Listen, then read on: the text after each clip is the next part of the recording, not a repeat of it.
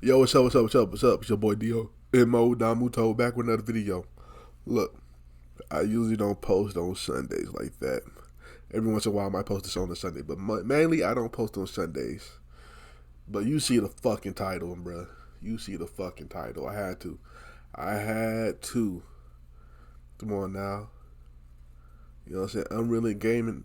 Drop that motherfucking heat, nigga. Come on now. Look. Dragon Ball Super Manga Chapter 91 review. Look, title. Gamma 2 meets Piccolo, the Red Ribbon Army. Reborn, Dragon Ball Super Manga Chapter 91 review. I'm sorry, I can't read for real. Alright, let's get into it, bro. Let's get into it. This might be my only reaction today. As we kick off Dragon Ball Super Manga Chapter number 91 entitled The Resurrected Red Ribbon Army, with Piccolo shown having to stand outside as he seems to be waiting for someone with all of the civilians around him staring at Piccolo very awkwardly. It only now appears as though the reasoning behind why Piccolo is even here in the first place is solely due to the fact that Piccolo now has a responsibility, and from there being shown having to pick up Pan from school, to which as soon as Pan was now shown running outside and having to greet Piccolo, that was when Piccolo went on to respond, "Hey Pan, well I'm here to pick you up. Where's Papa and Mama?" Pan asked. I've been watching another episode of, I'm reading another manga of Unreal Gaming Beyond Dragon Ball Super later this week, maybe Tuesday, might Tuesday.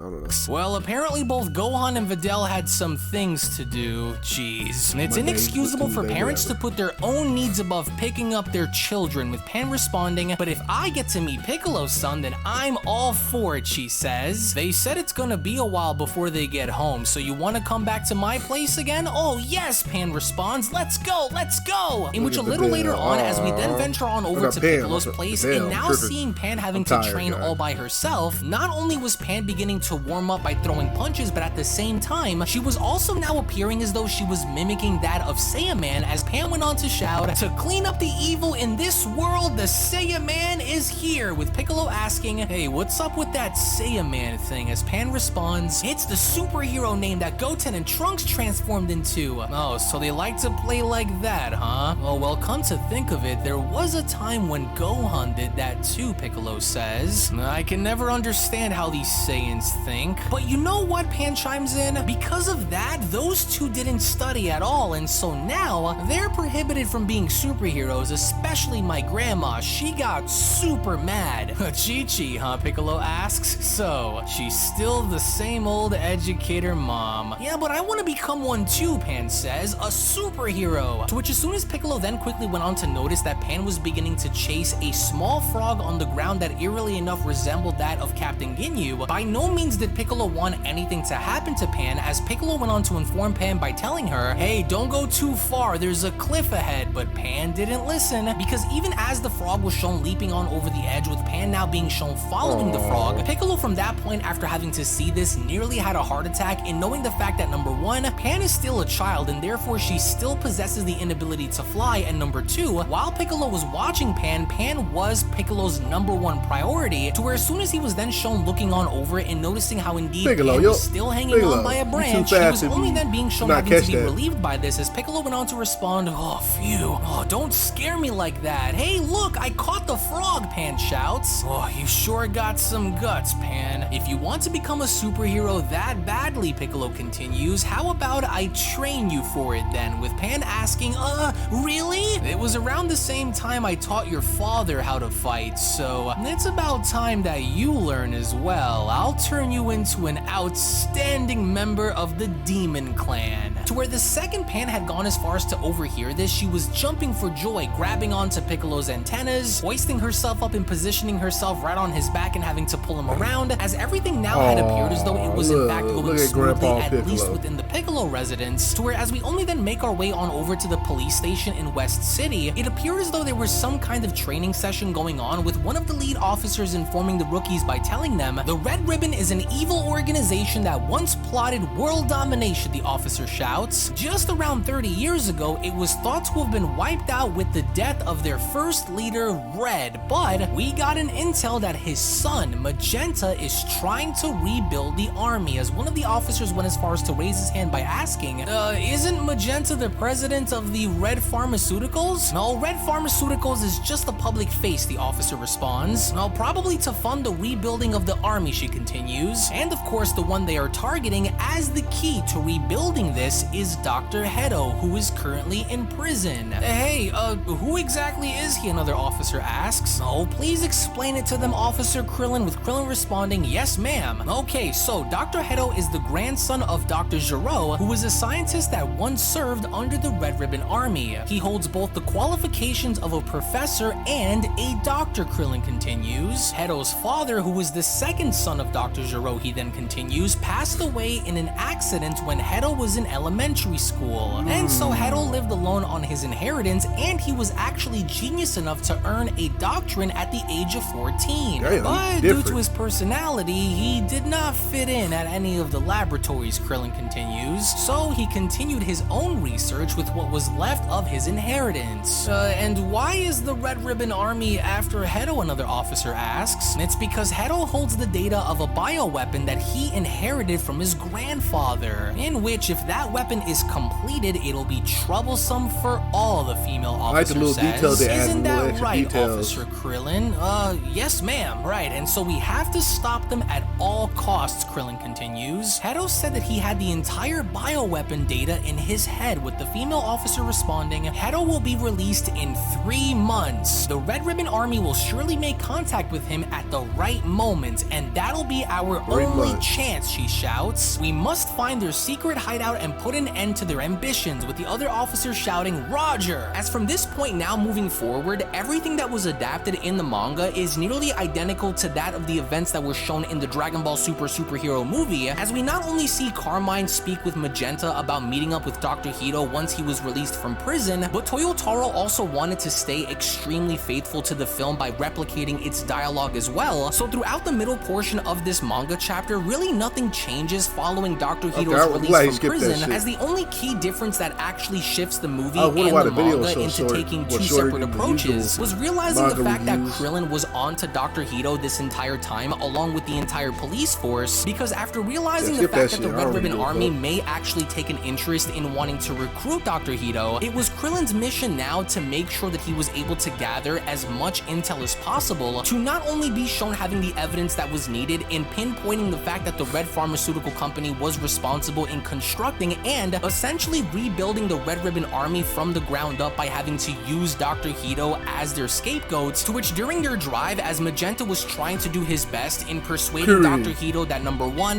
Bulma was the villain, and that number 2, they would be able to not only provide Dr. Hedo with the resources, assets, and funding that he was looking for in order to create this ultimate project of his, but all the while as this was happening, Krillin was trying to do his best in not only being shown having to attach himself on the car and not being spotted, but at the same time as this was going down, we then find ourselves seeing a battle between both Krillin and Hachimaru, to which embarrassingly enough, as Krillin was trying to do his best in not being detected by Carmine or Magenta, throughout his struggle with Hachimaru, it looked as though with Krillin having to be shown pulling his gun out and shooting away Hachimaru, Hachimaru wasn't your standard robotic beat to begin with, because it was only after having to down Hachimaru where Hachimaru was then shown having to come back into the fight with Krillin, to only then sadly enough later be shown having to body Krillin completely, as it looked as though an enraged Hachimaru was able to get the better of him. So throughout this entire fight, as you may assume, yes, Krillin did actually end up going down and getting bodied by a bee, to which at the same time, similar to that of Dr. Hedo, Carmine, and Magenta's interaction, the training session between Pan and Piccolo was nearly identical to that of the film as well, in not only having to see Pan try to do her very best in getting the better of Piccolo, but not only did Piccolo go as far as to overwhelm Pan during the course of their training, but at the same time, he also went as far as to address and compliment Pan's potential, with Pan being shown having to make progress little by little, to which even then, just like the film with Pan asking about how she has the inability to fly, she instead of having to learn naturally and having the process speak for itself, she instead mimics what she was shown doing in the film and still attempts to try to gather the power to fly anyway, which really does come as a surprise, because with Toyotaro really not changing much outside of simple dialogue. Mostly every single tidbit that was showcased during the middle portion of this manga chapter was identical to that of the film, so you really aren't missing out on much outside of Krillin trying to pinpoint and gather evidence on the Red Ribbon Army, to where even then, as Piccolo was now shown the next morning meditating, as he now went as far as to overhear his phone ringing, this too happened to be identical to that of the film, with Piccolo being shown entering his home and answering the phone, only to from that point be shown being greeted by Videl, as Videl went on to kind of urge Piccolo in having to go as far as to not only remind him that he needed to go off and pick Pan up from school, only for Piccolo to ask where Gohan was this entire time to do it himself, which from that point ultimately led Piccolo in having to throw a little bit of a tantrum, and from there being shown setting his sights and going as far as to have a word with Gohan to find out what he was doing, in which a little later on, as Piccolo finally made his way to Gohan's house, as he was from there shown tapping on his window, it was only upon Gohan being shown having to see Piccolo after having to open the window and greeting him, where Gohan went on to comment, "Ah, Piccolo, oh sorry, it looks like we need you to go and pick up Pan again," with Piccolo responding, "Oh, give me a break, what do you think you're doing?" with Gohan responding, "I'm writing a report on insects. You see, a little while ago, an amazing type of ant was discovered on a southern island, and, well, when in danger, this ant gives off a faint glow and transforms," he says. "Doesn't it remind you of Super Saiyan?" with Piccolo shouting, "Oh, I wasn't talking about that. I was talking if your research is really more important than picking up your kid."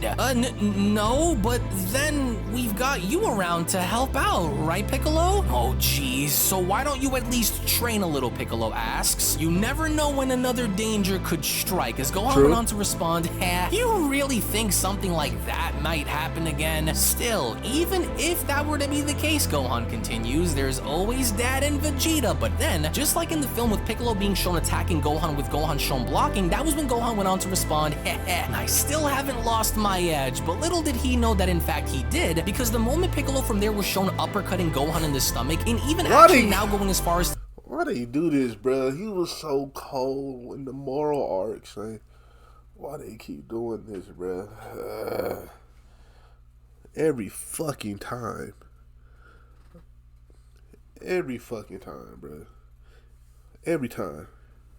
It don't seem to fail. Tori, I thought after the moral arc they was done with Gohan not training. After the tournament, he was done with this fucking arc of him not training. Now he doing this shit again. Like, come on, Toriyama. The writers of Dragon Ball Super, like, bruh. I thought it was just for the movie, bruh. Oh my god.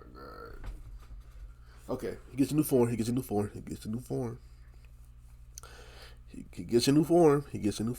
All right. To hoist his body upwards, that was when Piccolo went on to respond, "That's because you neglect your training." To where, just like in the movie with Piccolo being shown changing Gohan's gi, that's when Gohan went on to utter, "It's so heavy." Well, brings back memories, doesn't it? "It'll be hard to work like this," Gohan says. "Oh, don't whine, I'll go get Pan," Piccolo says. I'm very sorry, but look, we'll buy you another stuffed animal for you, okay?" "Oh, enough," Piccolo shouts. "When did I ever say that I liked those things?" Oh, damn it. To where as soon as Piccolo was shown having to take off, that's when Gohan went on to utter, "Oh man, Piccolo is in a really bad mood today." In which later on, once again with Piccolo now being shown meditating, it was only upon Piccolo now being shown sitting on down where Piccolo went on to say to himself, "Damn it, oh, my mind's not there yet. I need to focus." But then, from out of nowhere, a straight energy blast was making its way right towards Piccolo, as with the giant explosion now being shown with Piccolo emerging from the smoke, this was in fact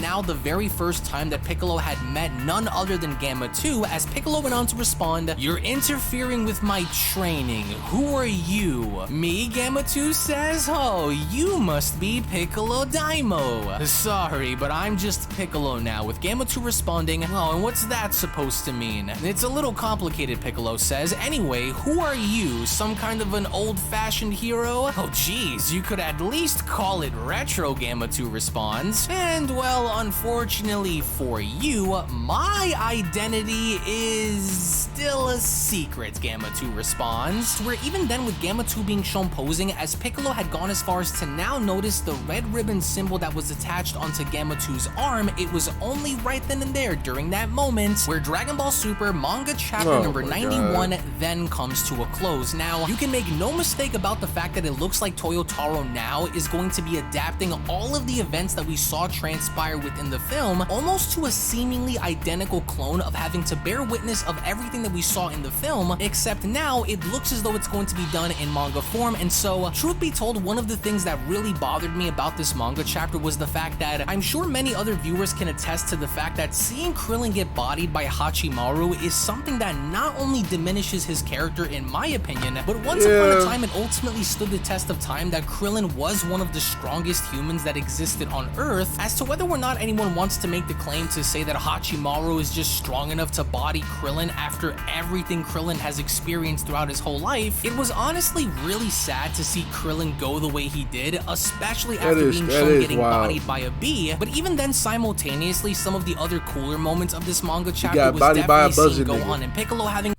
It's the movie. I thought they would try to put a little bit of change. They did a little bit of the Krillin following Dr. Hito. That's like the only change in this, really. I thought they were gonna change the little Gohan part, but they didn't. Oh